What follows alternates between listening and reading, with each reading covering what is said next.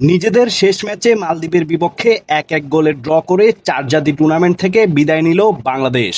পুরো ম্যাচ জুড়ে কয়েকটি রেফারিং সিদ্ধান্ত নিয়ে অসন্তোষ ছিল বাংলাদেশ দলের। অনেকের কাছেই মনে হয়েছে কিছু গুরুত্বপূর্ণ মুহূর্তে সিদ্ধান্তগুলো বাংলাদেশের বিপক্ষে গিয়েছে।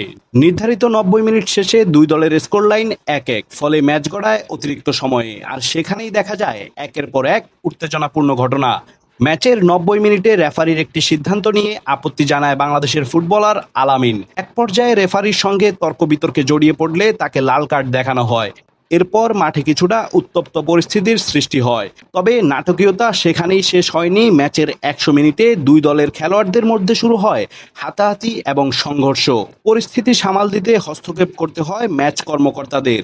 দৃষ্টিকটু রেফারিং অবশ্যই হতাশাজনক, তবে আন্তর্জাতিক ম্যাচে ফুটবলারদের আরও সংযত ও পেশাদার আচরণ প্রত্যাশিত।